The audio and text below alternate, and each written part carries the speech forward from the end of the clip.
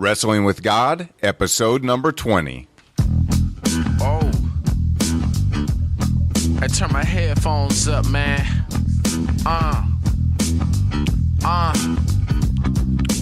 Take off your Bluetooth. We about to take it past the roof. Wrestling with God to find the truth. It's so mind-blowing and the facts are bulletproof. Tune in and connect direct, cause this sets demand respect. We ain't even tripping, the most intriguing podcast on iTunes. Flow with the word like a balloon. Oh, yeah.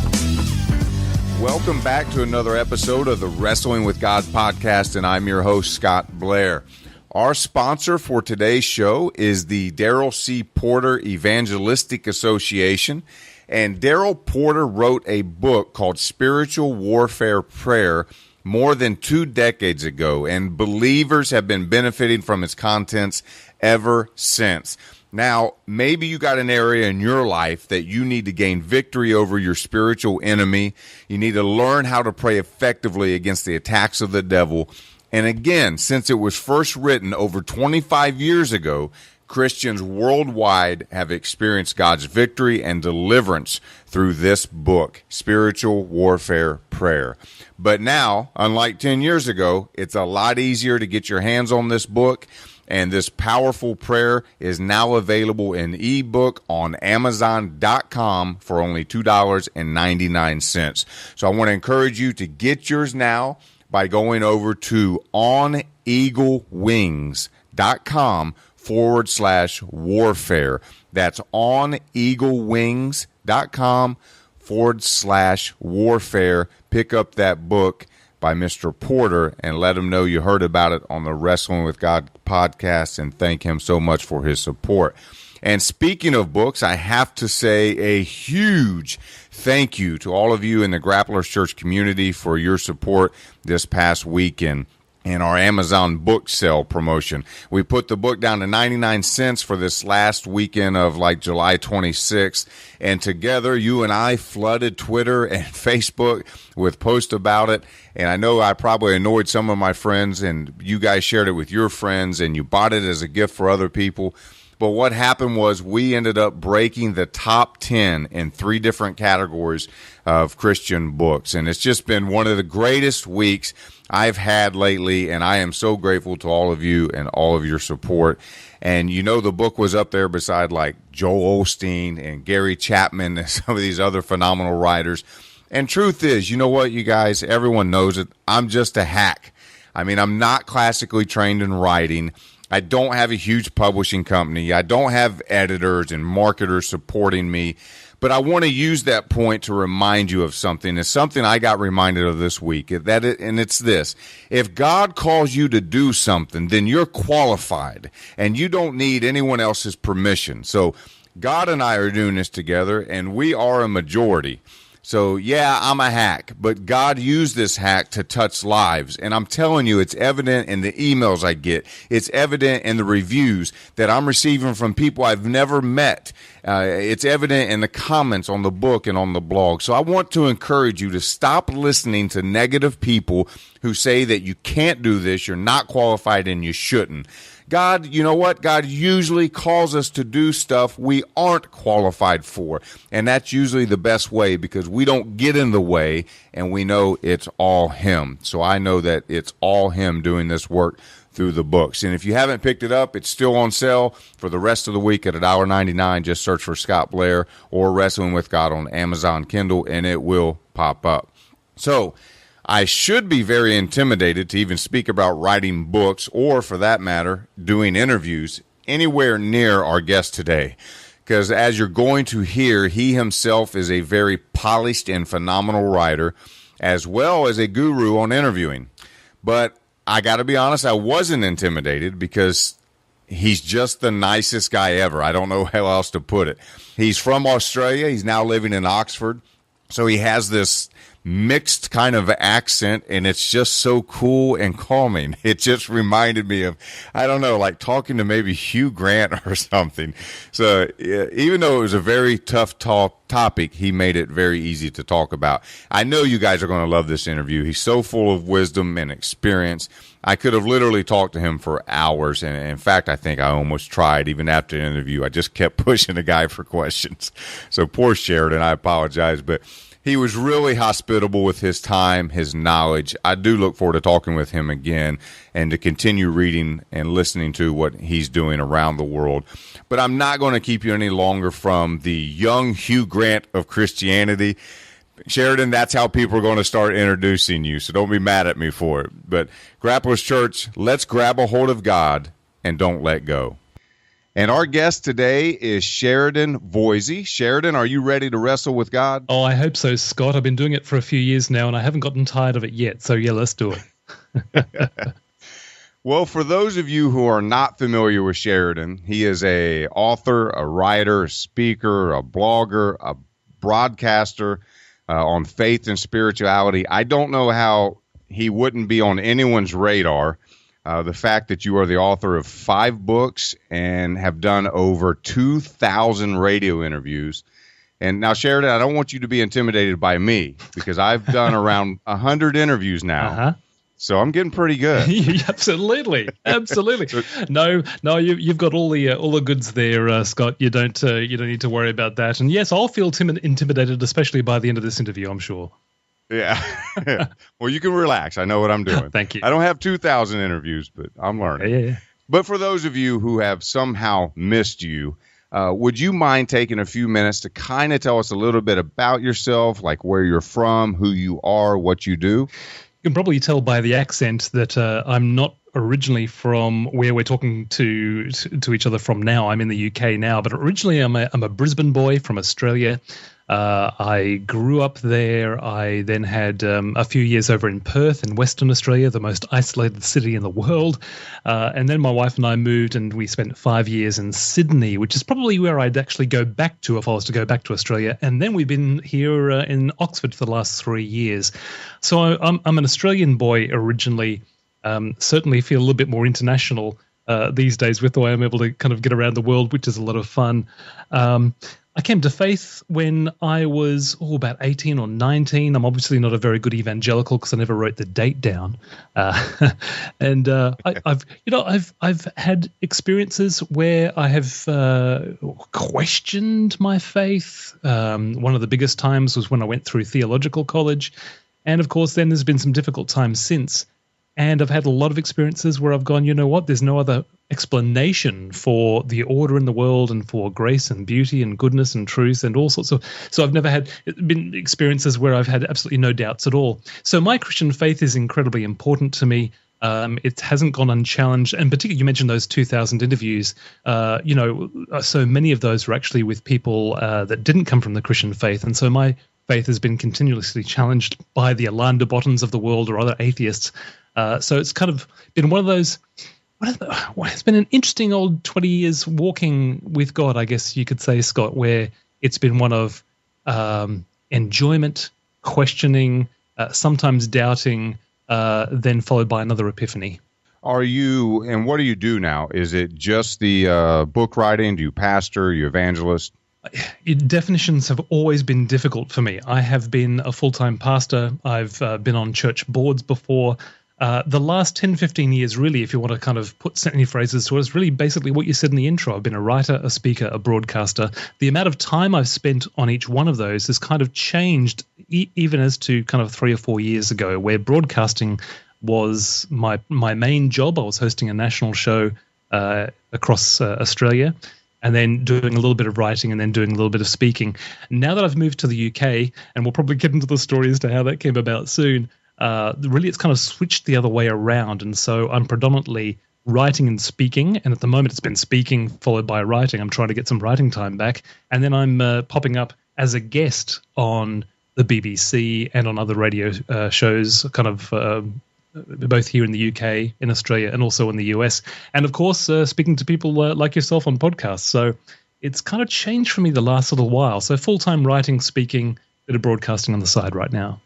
I find it interesting that you were talking about some of your times of doubt being that when you were studying theology formally, because I've had a few conversations recently on the podcast and other places where believers have gone to seminary or Bible college or some other formal study for the Bible, And it's been a place they thought they were going to solidify their knowledge and their answers, and it's ended up being a place that's created doubt. Yeah. And I've had the same experience. I tell people now that I've been through a Bible college and have a biblical studies degree, the more I learn about God, the more I realize I know nothing about God. Yeah. That's really well put, I think. Any good theological institution, any good Bible college, and I really I underline the word good there, will actually expose you to a variety of views and not just give you kind of one narrow view. And so when it comes to aspects of interpretation of certain texts within the scriptures, there is a variety of opinion on some of those texts. And so a good college will actually expose you to those. That means if you've been really used to black and white thinking, it starts to really challenge your faith a bit. And you start to realize actually there's a little bit more mystery involved in some of these things. Now, of course, there are other colleges that go kind of so far the other way, unfortunately, and they almost kind of throw up the whole faith idea and say, well, basically, we've got to make it rationally accessible. And before you know it, you've got people that are losing their faith for, I think, entirely the wrong reasons, because they've taken out the miraculous aspect, the supernatural aspect. And the fact is, take that away from the Christian faith and you've got little left apart from humanism or just a kind of a sappy social worker faith left. So it's walking that fine line, I guess, coming to the scriptures with a settled sense and a confidence that for 2,000 years, more than that actually, these scriptures have actually been attested and proven to be transformational in the lives of the people of faith who have followed the God of Israel, the God who came in human form in Jesus. But also recognizing that we don't all have it together, and we should actually be in conversation when we discuss the Bible, particularly with people of a variety of different cultures, because we can read it through our own cultural lens, and that's where sometimes we go wrong. I'm so glad that you brought those points up. I mean, that is the idea behind this podcast, is to have those conversations, not really to provide answers necessarily, but just to have those conversations. And I did kind of come from a background where everything was black and white, and I remember the first time hearing a professor get into a pulpit, and he said, I believe the topic might have been like on eternal security. But he got up and he said, there's basically two stances on this doctrine, and here they both are. And he presented both of them very intelligently. And then he said, and I kind of land on this side. I see the argument for the other, but I'm probably 60% more leaning towards this side, and this is why.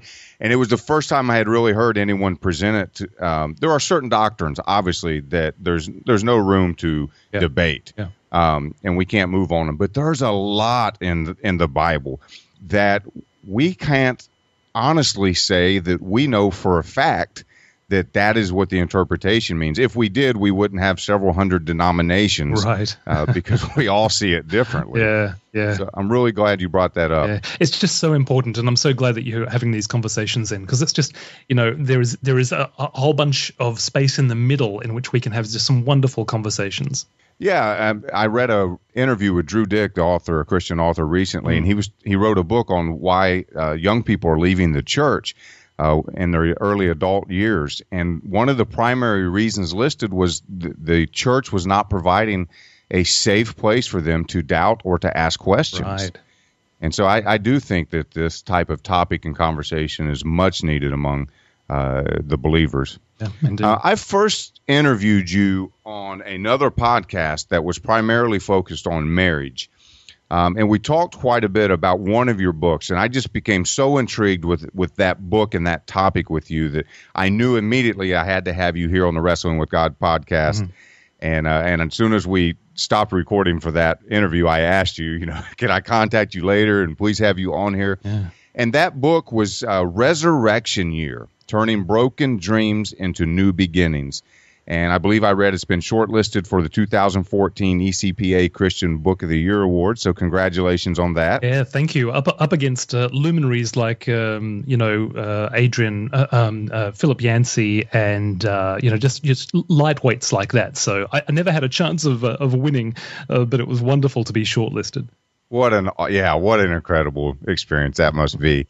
Would you mind starting out by telling us a little bit about the story of that book, how Resurection Year came about and what it's all about? Yeah. I mean, it's a 10-year journey that begins in the year 2000 when my wife and I are having a conversation in the kitchen, and we agree that now is a good time to start a family. And we'd been married 5 years, and it was a good time. We were in a settled state.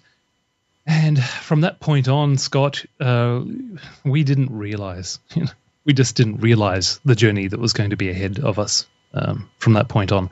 So like so many couples, when you've made that decision, every 28 days after that, you're looking for signs of success. And for many couples, of course, for the first couple of months, there is expectation. And it's followed by disappointment, and then expectation, disappointment, and often on the third or fourth month there's expectation and there's excitement because you've finally conceived. Well, for us, that expectation, disappointment kind of routine lasted 9 months. We went and got some tests done, and that basically revealed that there was a problem on my side, and without either a divine miracle or some sort of technological assistance, we weren't going to be able to have a child. Now, that started off a 10-year journey of trying to have a family, and you name it, we tried it. Apart from surrogacy and apart from kidnapping, pretty much we tried it. So there were special diets, there were special supplements that I was taking. We tried IVF for the first time in 2006. We then tried a number of rounds of IVF in 2010. We waited for 2 years on the Australian adoption list after an 8-month assessment period. So, nearly 3 years investment in that. And we never got the phone call to say, come and pick up your child. It ended at the end of 2010 when we had transferred our final embryo after a whole kind of all-out go with IVF. We just decided to do round after round after round to see if this would work. And on our very final embryo, when we had decided that this was the last attempt, and by the way, we had covered all of this in prayer. In fact, we'd even had special healing prayer kind of called for us a number of times.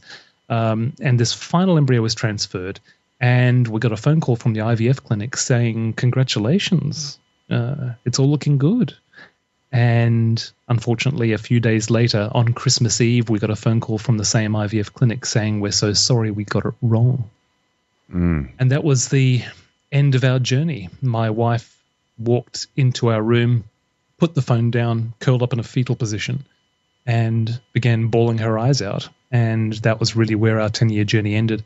And from that point on, we knew we needed to start again somehow. And therein comes the phrase Resurection Year. How do we start again? How do we resurrect everything, resurrect our emotions, resurrect Marin's relationship with God? My wife, Marin, really struggled with her relationship with God through this time and would say that it's taken years to resolve and is still in a process of being resolved. How do we start again? And that was another journey in itself. Sure. So this book, it's not just about, or is it just about not being able to conceive and have that child, and you're relating it to other couples that might be going through this? Or is this something that you're finding when people read it, there are other broken dreams and unanswered prayers and things that they are relating it to? Definitely the latter.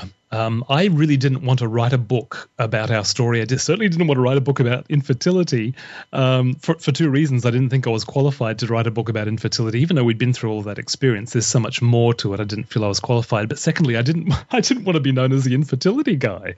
That wasn't the brand I wanted, Scott. I had other things that I wanted to pursue, but it was actually a friend of mine, a well-known author here in the UK, Adrian Plass, who suggested that I really should be writing this story into a book. And long story short, it was released. But the idea from the beginning was, well, there's something bigger than infertility going on here. It's actually the much broader topic of broken dreams. And it was my friend Adrian again who pointed that out to me. He said, your story is much bigger than that. It's about broken dreams of a whole variety. And that's exactly what we found out. I mean, ever since the book was released a year ago, on average, I am receiving a message from a reader every 3 or 4 days, either through Facebook or email, who has read Resurection Year, and only a very small percentage of those are people who have experienced infertility. This is people who are experiencing unwanted singleness. They've never been able to find Mr. or Mrs. Right. It's people who have had some sort of career broken dream. Maybe they never got the career they wanted. Maybe they had it and they lost it. Maybe they had it, they gave it up, and they've never been able to get it back again. Maybe it's a broken dream of a divorce. So many of those. Maybe it's a broken dream of the loss of a loved one. And so we are hearing from people every week. The book really is only just starting to get out there in many ways. From people from a variety of different broken dreams who are finding help and healing and solace through the book, which is the biggest miracle. And I have to say, going back to our earlier conversation, for me, one of the proofs that there is really a God. Well, I want to drill down on this topic, and I hope it's okay. I feel like I'm kind of gun shy to ask a couple of these questions. Go ahead. Because I know they're going to be tough, or they would be for me. 2,000 interviews, you might have an answer prepared, though. We were talking about earlier, I kind of came up in this belief system that was very black and white. And in my early years on, I was really part of the, we kind of coined it the Word of Faith movement. Right. Wow, you've made a big journey then, haven't you? Yeah, I have. Yeah. But, really, I don't think they came out and said this, but there was this underlying feeling in that movement that if I couldn't pay my bills, then it was my fault. There was something I wasn't doing. I wasn't tithing, or I wasn't giving, or there was some sin holding back in my life.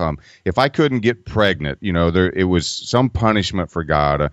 If I didn't receive healing, it was because it was my faith was doubting. So what do we do for those people that are listening that they may have come out of that movement like me, and they still kind of struggle with that in the back of their head? When we have people, you talked about, prayer over this, Yep. and people probably laying hands Yep. on you, Yep.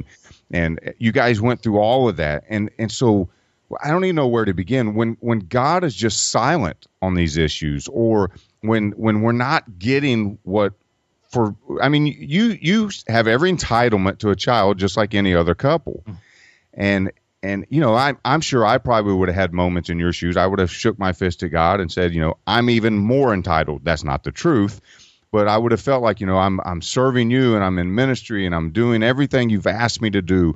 Why are you holding this back from me? So how, and I don't know if you guys have reconciled this. You said it's still been a process and a journey, particularly for your wife.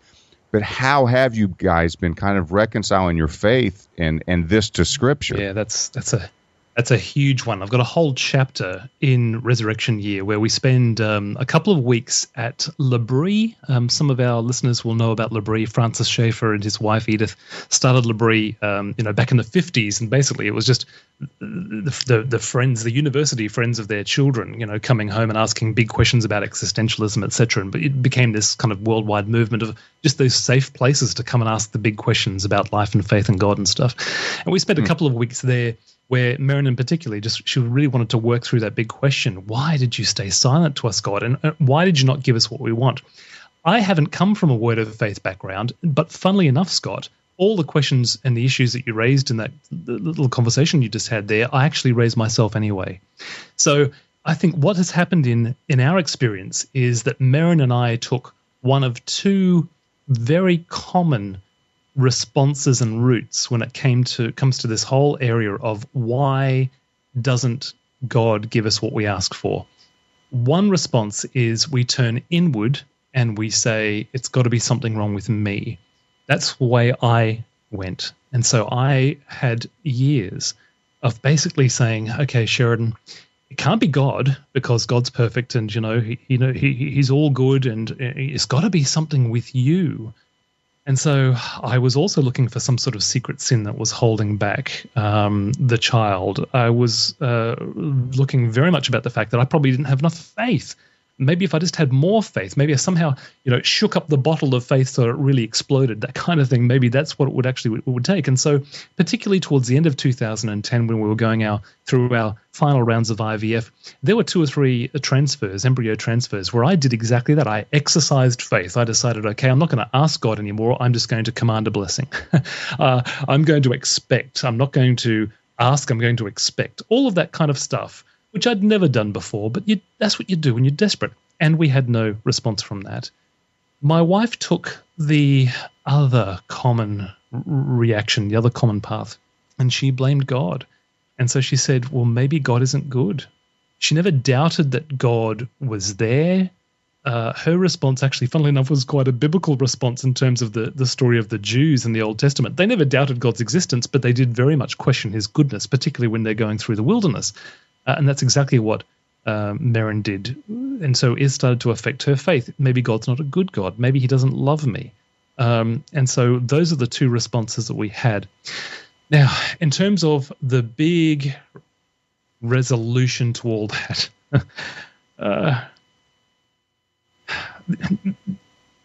there's no easy answer apart from some common things that we can say, which I've got to be really careful here because it can sound so trite. But I hope that those listening to us will know that it's coming from people who, have wrestled with this for 10 years. God has the right to say no to us. If he didn't have the right to say no to us, he wouldn't be God. So for whatever reason, God has said no. Now, was there I don't think there was an issue with our faith. I don't think it's that God's a nasty God. I believe God is a good God. I believe he's an all-powerful God. I think he chose to say no. I don't know why, and that's the other challenging thing for us. Number one is we haven't been given a reason. We're now starting to see God redeem the story, and that's what Resurrection Year is all about. And we have been we've kind of been brought into a tribe as a result of publishing the story in Resurrection Year. I call it the tribe of the scarred, and it's like empathy will only get you so close to the tribe, but really that having the scars brings you into the tribe, and they start sharing all their deep secrets with you. Well, that's what's happened to us. So I can see that God's redeeming the story. He's never told us why he hasn't given us children. So the lack of an answer as to why has been a big thing. And also the big thing for us was the silence of God. God completely and utterly remained silent to us about this issue for the whole of the 10 years that we were seeking him over it. He guided us in other ways. He gave us direction and clarity for moving 2 states and in the end, basically moving countries. We had what we could understand as clear guidance on each one of those things and a whole bunch of other topics. There were sometimes we'd be praying and it almost seemed like the heavens had opened up and God was, in a really good mood and he was answering all of our questions. And it was, okay, God, okay, the family issue. What about the family issue? Complete and utter silence. I was in a prayer meeting one day where a bunch of people got around us and prayed for us. And then they particularly asked God about this whole issue. And before they had asked God specifically about the family issue for us, there had been what we might call words of knowledge that people were given for us and things that really were on the mark, that only, God could reveal to people. And then as soon as then they knew what we were here to be prayed for about, and they went and asked God about this specific issue of children and fertility, and particularly whether we should keep on going with IVF, complete and utter silence, to the point where even the people praying were surprised. God has chosen to remain silent. God has chosen to say no to us in this account. I don't know if we'll ever discover why. And I guess all of that has to lead to a faith that is deeper than just one of me getting what I want from God. Does that make sense? It does. And I find it, and I don't want people to forget this, because I find it impressive that you guys endured for 10 years. I mean, we have to admit, in our age group and younger, this is a couple generations that are really spoiled and want things very rapidly, especially for us who live in the West. Yes. I mean, if I can't get my smartphone to pull up Google fast enough, I get upset sometimes. Yeah. And we go through the drive-through to get our food or the microwave. I mean, we want everything when we want it and now. Mm-hmm. And you guys, I've seen people pray for stuff and they didn't get it in a matter of a few months and they just kind of quit. But you guys held on when it seemed like God was quiet for 10 years. And I think that speaks a lot about your character and your faith alone. Or was it just desperation? Thank you. That's very, very kind words. Or was it just simply desperation? Or was it just simply the paternal drive in us? There probably could be some other, explanations as well. I mean, I would have given up years ago, Scott. I really would have. And we went through periods during that 10 years where, for months we decided, okay, we'll just be a childless couple.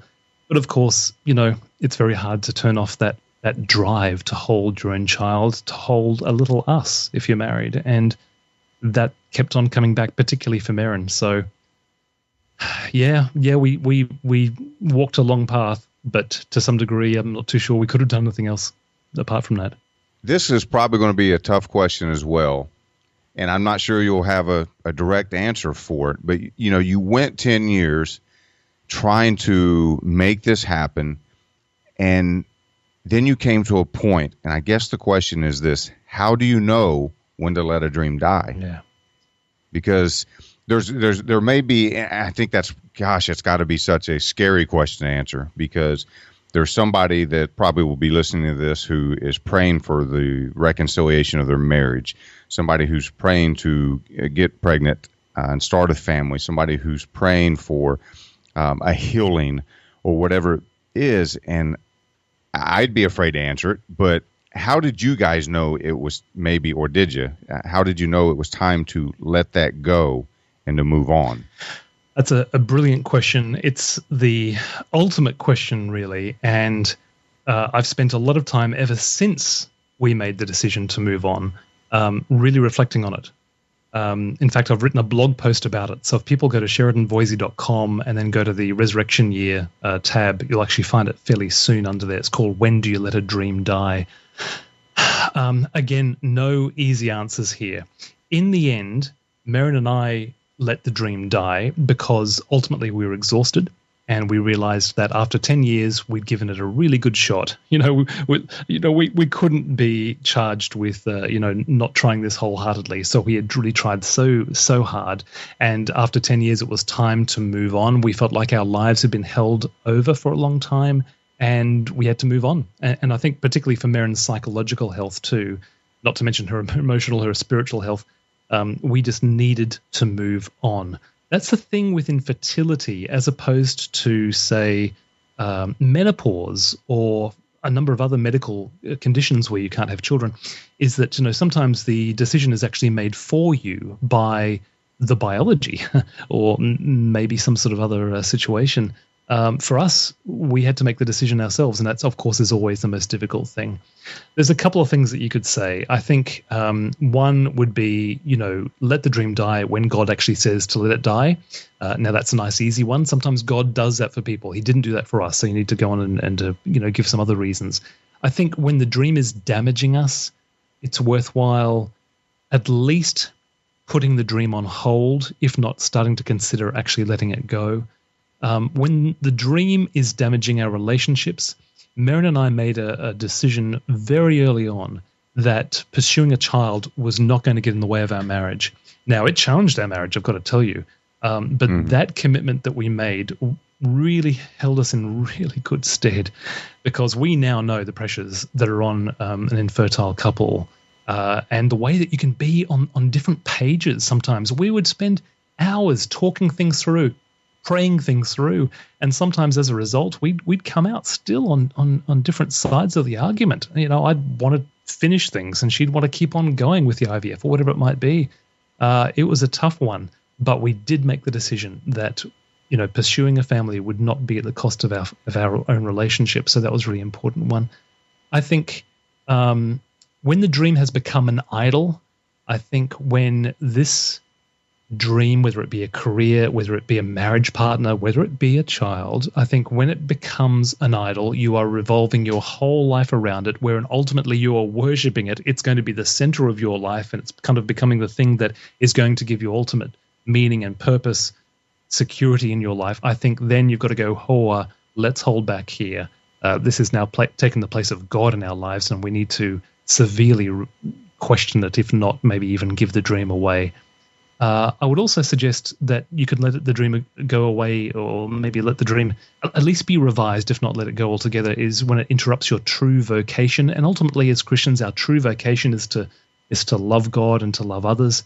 And if it ultimately gets in the way of that true vocation, I think then we need to be rethinking it. And also, there's a time to let go of a dream for the sake of somebody else. And Jesus talks a lot about that when he talks about eunuchs in the New Testament, who basically have let go of the dream of having a marriage partner and a family as a result of that, for the sake of the kingdom of God. And I think there is a call for us sometimes to let go of our dreams for the sake of our spouses, for the sake of God, for the sake of the kingdom, for the sake of the church, for the sake of other people. It's a big, big, big call, and I think it's one that needs to be done in conversation with a community of faith. It needs to be done not by yourself, but in collaboration with others, in conversation with others, and in consultation with prayerful others. But there is a time to let a dream go for the sake of somebody else. So there are just some pointers. I don't think it's a hard and fast list of rules, but just some pointers when it's time to let the dream die. Yeah, a great answer. And I love the when it becomes damaging to us. I'd never really considered that angle, and that's pretty powerful. It's such a tough question because this matter of faith, because, you got to have faith to get some things accomplished without a doubt. But then, we've all seen stories too, where we watch some parents who believe in divine healing actually let their children pass away because they wouldn't let them get medical attention. And so, and we, a lot of times we discount them for this or that reason. But they held on faith till the end. Yeah. But it actually became damaging to them. I remember a personal story, and I still carry this years later.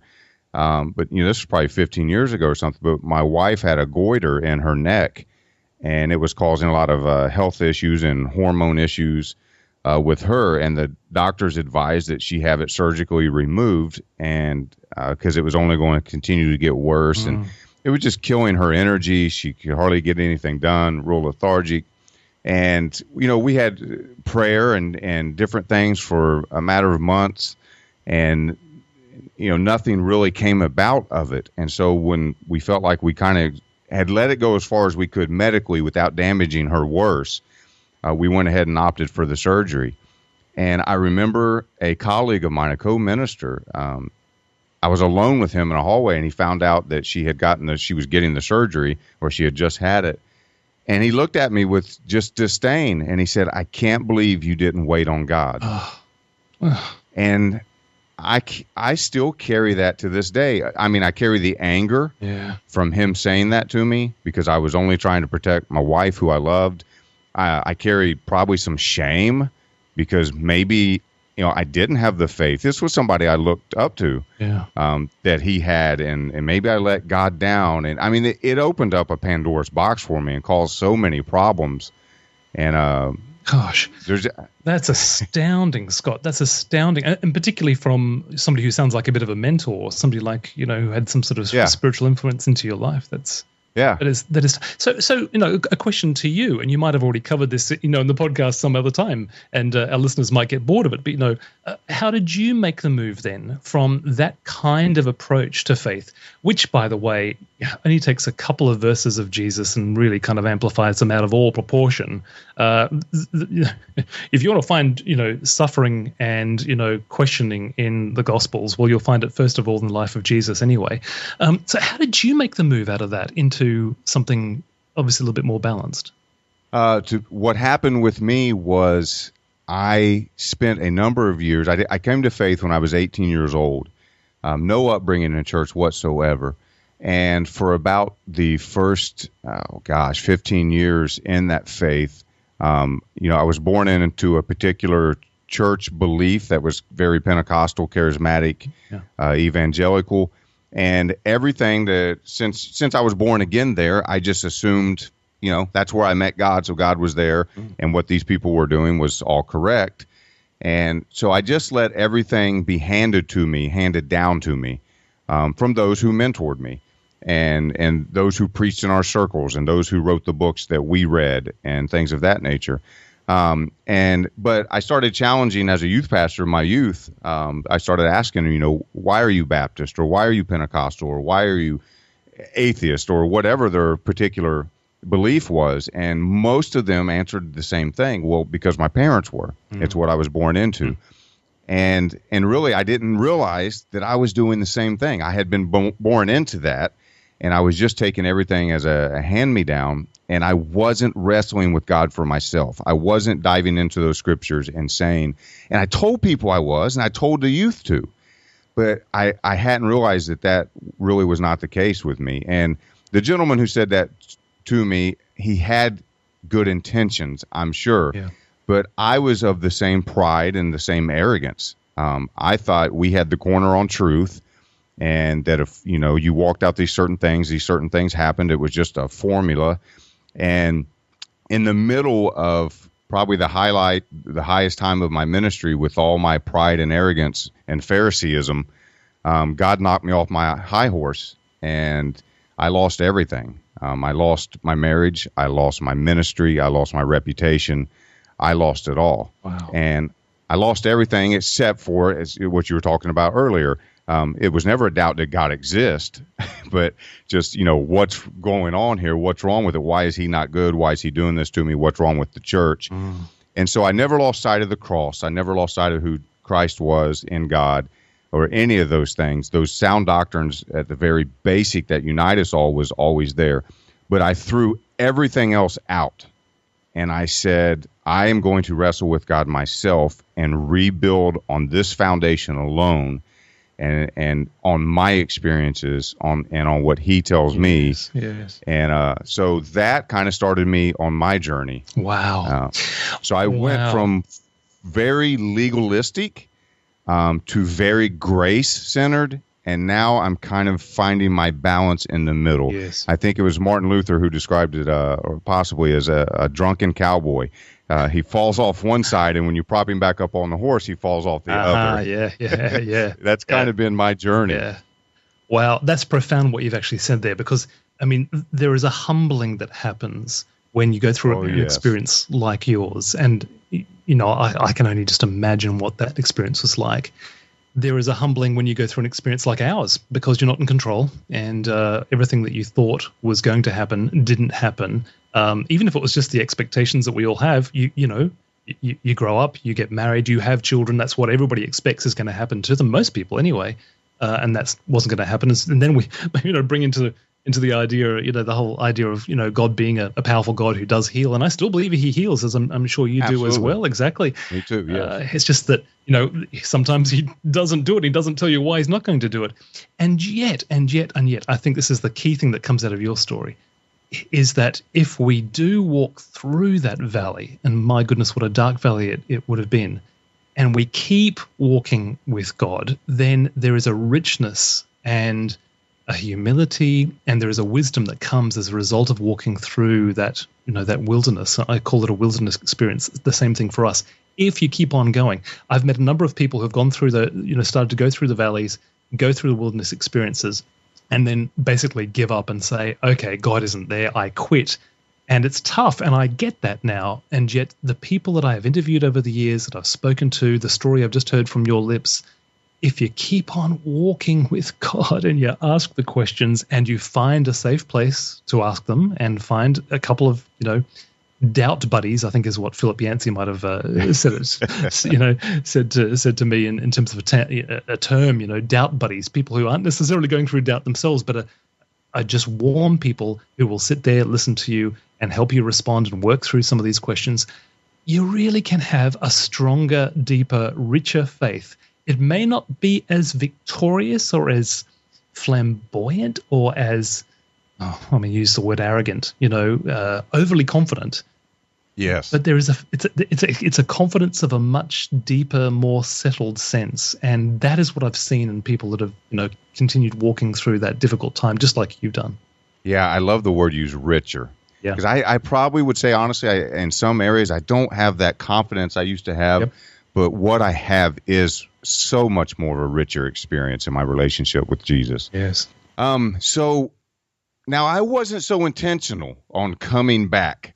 I feel like, luckily for me, that I kind of got into a bad place and shook my fist at God and murmured and complained, and he, I felt like, never left my side, and then kind of prompted me, came after me and said a few things and reminded me he was there, and kind of stirred it up in me again. But I think your guys' topic, you were a little more intentional, because you decided to set out and have this Resurection Year. To try to rebuild. So whereas mine was kind of sporadic and a resurrection decade, that's still continuing. Someone who might be going through this process and just in a really low place.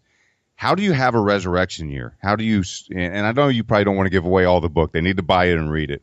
But what would you tell them? Where's the starting point? Yeah, well, funnily enough, what I'll give you just as a few pointers isn't actually in the book anyway. So Resurrection Year is not a how-to book. It's a memoir, and people have thanked us profusely for that. And so it's simply a story. And as you read the story, no doubt if it's like your experiences like other people, you'll start to read your own broken dream into it and start to hopefully, find some hope through it. I mean, God has redeemed our story and is continuing to redeem our story and to change us through it. It's not a how-to book, though. I've looked back on our Resurrection Year and I've kind of gone, you know what, there's probably about 4 kind of key ideas. And so I'll share those with you. My wife doesn't like 4 steps or anything like that. So, I'm not going to say that these are steps, but certainly these are principles that I think that people can take away. When I look back at our Resurrection Year, and we actually, by the way, made it a literal Resurrection Year. We made it a calendar 12 months, a literal 12 months. We started in June and went from June 2011, June to 2012. We had 4 components really to it. We had some rest. So anybody who has gone through a broken dream, they are normally just exhausted because you expend so much energy trying to get what you want. It might be prayer energy. It might be energy of looking at a singles website every night. It might be the energy of going through IVF. My goodness, that's going to wear you out. If anything, it's going to wear you out. And you just need some rest. So if you can just have a break, have a holiday, have a vacation. If you can't have a vacation, is there some sort of way that you can get a cleaner in for an hour a week, and so you can have a little bit of extra time so you can have that time as a rest. That's the time where you read books, or you play tennis, or something that you really like. Number 2, related to this, is recreation. My hobby is photography, and I hadn't done any photography for years, particularly towards the end of our journey. I took up photography again. Marin, she just finds reading books really restorative. So find out what is it that is just enjoyable for you, that's restorative for you to do, and just factor more of that into your life. I believe those things are God's gifts. I really do. There is such a gift, a spiritual gift of play. And I think those are God's gifts to us, whether it be sports, or whether it be crafts or hobbies or some kind of thing like that. So have more time for recreation. Recreation literally means to be recreated. And people have gone through a broken dream. They need to be recreated. So rest, recreation, renewal. This is the whole faith thing. Is there a way that you can particularly focus when the time is right? And there might be some sort of order to these. It might be good to start with rest and move on to recreation, and only then, start wrestling with the big questions of faith that your broken dream has raised for you. Can you meet together with a pastor? Can you find a doubt buddy? Like us, maybe you can go and spend a couple of weeks somewhere at some sort of retreat that is really welcoming and yet still faith-based, I really pray for people in this stage because, of course, they can go to a place that will just take them very far away from the things of Christ. And I just believe he really is the center of it. He's center of the questions. He's center of the answers. He's center of the mystery around when you don't get the answers, he's the center. And so something that is still Christ-centered but is open for question. And certainly L'Abri can be a really good place for that. But one of the other places, just somewhere safe where you can ask those big questions. You can cry, you can shout, you can raise your fist, you can stamp your feet on the ground and do all those things that you need to do to work through the grief and the pain of this relationship with God that sometimes isn't so straightforward. And then finally, I would say there's a certain degree of kind of invention that happens when you go through a resurrection year as well. When you have gone through a broken dream, there is a part of you that cannot become the you want to become. There is an identity crisis. So for Marin, she wanted to become a mum, and she will not become a mum, not in the literal sense. Same thing for me. I will not become a dad. And so that it raises questions about your identity. If it's a career issue, there's an identity attached to a career that you need to work through. And yet there is an opportunity in a resurrection year to kind of reinvent yourself. I would still hope that is actually driven by God's Spirit. But there is a sense in which you can say, okay, I can't become this, but who can I become? what are the dreams and what are the hopes and the aspirations and the godly ones that have just been lying on the surface, underneath the surface? Maybe this is the time for me to pursue this career or this option or to do this, become this kind of person. So rest, recreation, renewal, and reinvention are just kind of 4 things that people can just have in mind when they're thinking about a resurrection year and starting again after their broken dream. Wow. So as you're saying those 4, and I loved them, I was thinking about how each of them applied to what I've been through naturally without having a formula. Yeah. I went through everything. I did let's see, not recreation. What was the first one? Rest. So my rest was I actually found a church that I liked, a big church that I liked the preaching. And every Sunday I went and sat in the balcony in the very back and I never talked to anyone because I didn't want to be involved in ministry. I didn't want to have relationships. I didn't want to know what was going on behind the door or behind the pulpit, anything. I wanted to hear good preaching and have times alone of worship with God in a corporate setting. And I went to that church for over a year like that on Sundays. And other than the pastor's name, I didn't meet one person there. Now, I'm a big believer in community, but that was my process for rest. That was my time alone to be with God and to kind of get rebuilt up and get some energy. I did a lot of recreation with travel, and of course, after my divorce, I was single, so I kind of had my time of recreation there, I feel. And then what was the others? Well, renewal. Renewal. Sitting in the back pew of the church was part of that. But did you do anything, more intentional about that? Yeah, I did. I ended up meeting with started with one, and then it became 2 other doubt buddies, and we basically, it to date is the most influential. I guess this maybe went on for a year. Community or group that I've been a part of in my spiritual life. It was a place that we did Bible studies together and book studies together, and I could be absolutely transparent. I bounced ideas off of them. I got nuggets of knowledge from them, and it was just one of the most powerful Bible study experiences and rebuilding experiences in my life. So Ernest or Brian, if you're listening to this, you guys will never know what that time meant to me. It was my absolute restoration and change. And now I feel like with my books and the podcasts and some other things, I'm not doing what I was originally doing, but maybe I am reinventing myself and doing what God has purposed for me in another direction, like you said. So that was very enlightening to hear you bring out all those points, because I think I've passed through just about every one of them. Well, that's good to hear, because hopefully it means that the principle's a little bit more universal than just our experience. But yeah, I'm glad to hear it. And again, we're so glad to hear where you are now. And the fact is that you have, you've recycled it. I mean, we use the word redemption, but a better word is recycle. Just recycling the stuff that we've been through, and again, it can make some awfully rich manure out of which beauty can blossom. Well, listen, I have kept you, Sheridan, longer than I told you I would. I apologize for that. I've got one more question, if you wouldn't mind. And amigo, I could do this all day. This is great. But your first book, Unseen Footprints, Encountering the Divine Along the Journey of Life, it won the 2006 Christian Book of the Year Award. Yep. And then we talked about this second book you had up for Christian Book of the Year Award. Now you're rubbing shoulders with Philip Yancey and these guys. So as a author myself, and I got a lot of friends that want to write books or have written books and et cetera, it's starting to become my circle of influence to a degree. I wanted to ask you a little bit about that. Like, what do you think makes you such a great writer? Is this something you've been crafting over the years and learning? Do you feel like you're kind of just gifted for it? Do you have a particular process? Would you mind opening up just a minute about that? Yeah, well, we could spend another whole hour or something talking about that. That's another podcast, isn't it? It is. Thank you for the little word there. A great writer. I appreciate that. I guess we'll leave it to others to make the final judgment. I write very, very slowly, so I can't say that I'm a wonderful writer. I hear about other people that churn out books in a couple of months, and I go, my goodness, it took me 7 or 8 months to write Unseen Footprints so many years ago.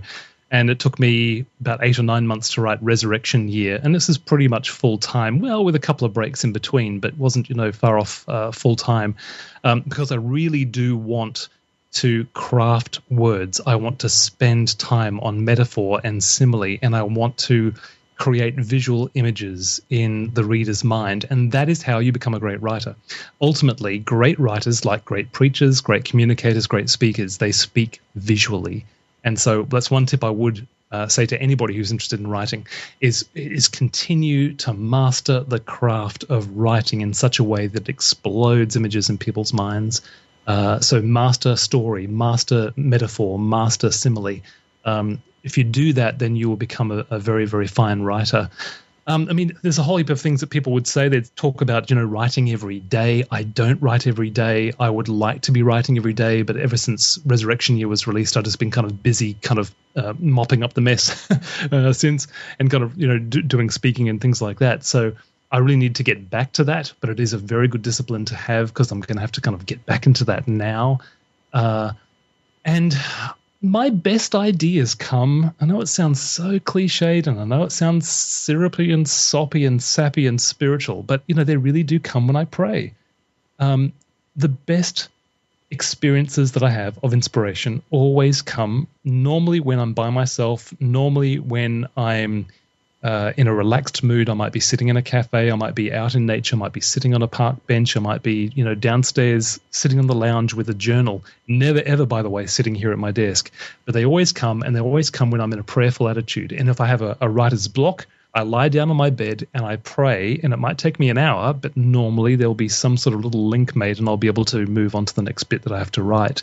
So a couple of ideas there. The whole experience of getting published is another thing altogether. And when I came over to the UK, publishers were turning me down because I didn't have the, quote, platform that I used to have in Australia. And so that's another, challenging aspect. But thankfully, God did a bit of a miracle there, and that's how I got Resurection Year published. All the English publishers turned me down, but then Thomas Nelson, the biggest Christian publisher in the world in the US, your wonderful country, then actually read the book and picked it up based on its merits, not on the fact that I had this huge platform. So,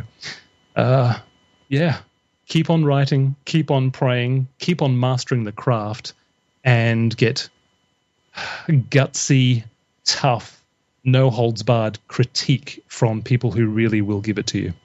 That's my advice. That's great advice. Where can people find you online, and where would you like them to pick up copies of your book from? Thank you for the question. That's lovely. SheridanVoysey.com. That's V for victory. So Sheridan Voysey, VOYSEY.com. They can get a free chapter of Resurection Year by going there, and also the When You Let a Dream Die and all those other kind of blog posts and things that we've been talking about. The whole issue of dreams I've spent a lot of time thinking about now, which I never thought I would.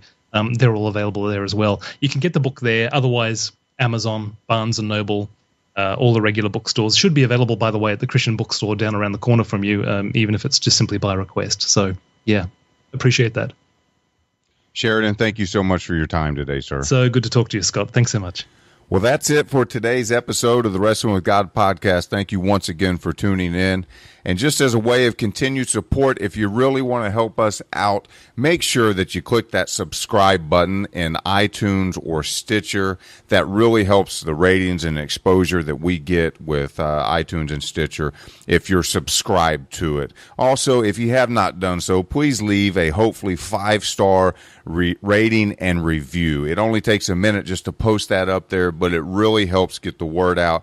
Because, there's a lot of hurting people out there right now that could benefit from this interview with Sheridan, that would really benefit from reading the story about what him and his wife went through. And by you just doing something as simple as tweeting it, or as leaving a review, or even subscribing to the podcast, that is going to help him, the other authors, the other ministries get more exposure, and people find them and be blessed by them. Be sure to connect with me on Facebook at grapplerschurch.tv, and Twitter also at grapplerschurch is the handle. Have some really phenomenal guests lined up over the next few weeks, so make sure that you come back and check that out, or it will autofill if you subscribe to it right into your smartphone or into your podcast iTunes categories there. Till next time, Grapplers Church family, grab a hold of God and don't let go. Wrestling with God, episode number 20. Oh, I turn my headphones up, man.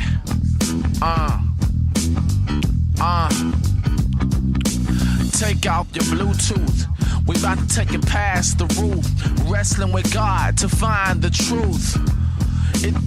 It's so mind-blowing and the facts are bulletproof. Tune in and connect direct, cause this sets demand respect. We ain't even tripping, the most intriguing podcast on iTunes. Flow with the word like a balloon. Oh, yeah. Welcome back to another episode of the Wrestling with God podcast, and I'm your host, Scott Blair.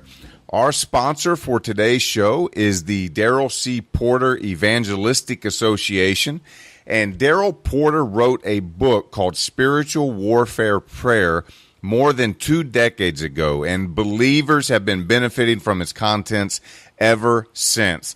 Now, maybe you got an area in your life that you need to gain victory over your spiritual enemy. You need to learn how to pray effectively against the attacks of the devil. And again, since it was first written over 25 years ago, Christians, so I know that it's all him doing this work through the books. And if you haven't picked it up, it's still on sale for the rest of the week at $1.99. Just search for Scott Blair or Wrestling with God on Amazon Kindle, and it will pop up. So I should be very intimidated to even speak about writing books or, for that matter, doing interviews anywhere near our guest today. Because as you're going to hear, he himself is a very polished and phenomenal writer, as well as a guru on interviewing. But I got to be honest, I wasn't intimidated because he's just the nicest guy ever. I don't know how else to put it. He's from Australia. He's now living in Oxford. So he has this mixed kind of accent, and it's just so cool and calming. It just reminded me of, I don't know, like talking to maybe Hugh Grant or something.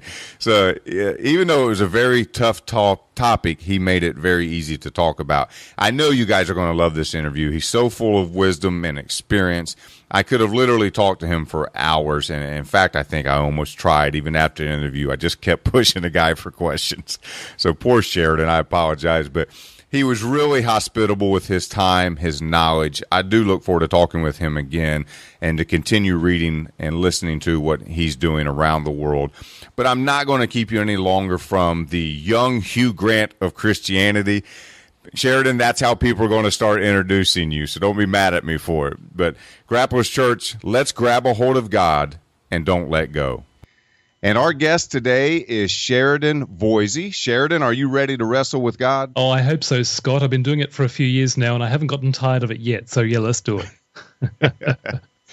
Well, for those of you who are not familiar with Sheridan, he is a author, a writer, a speaker, a blogger, a broadcaster on faith and spirituality. I don't know how he wouldn't be on anyone's radar.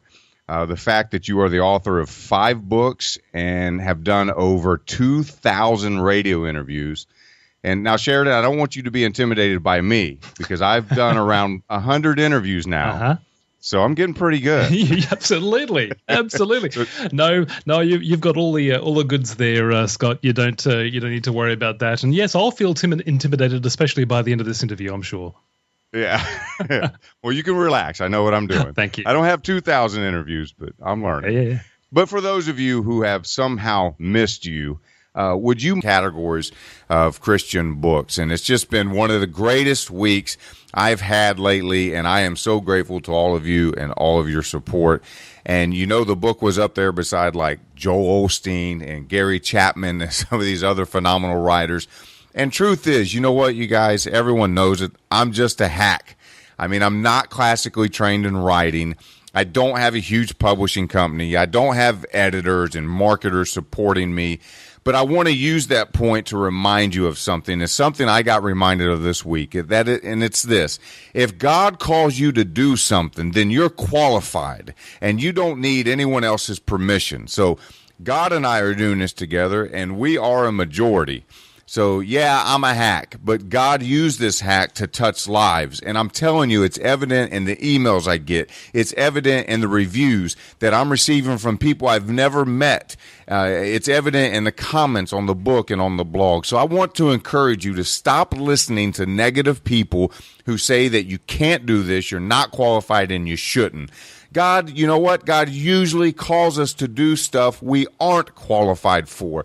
And that's usually the best way because we don't get in the way and we know it's all Him. Worldwide have experienced God's victory and deliverance through this book, Spiritual Warfare Prayer. But now, unlike 10 years ago, it's a lot easier to get your hands on this book. And this powerful prayer is now available in ebook on Amazon.com for only $2.99. So I want to encourage you to get yours now by going over to oneaglewings.com/warfare. That's oneaglewings.com/warfare. Pick up that book by Mr. Porter and let him know you heard about it on the Wrestling with God podcast and thank him so much for his support. And speaking of books, I have to say a huge thank you to all of you in the Grapplers Church community for your support this past weekend in our Amazon book sale promotion. We put the book down to 99 cents for this last weekend of like July 26th. And together, you and I flooded Twitter and Facebook with posts about it. And I know I probably annoyed some of my friends, and you guys shared it with your friends, and you bought it as a gift for other people. But what happened was we ended up breaking the top 10 in 3 different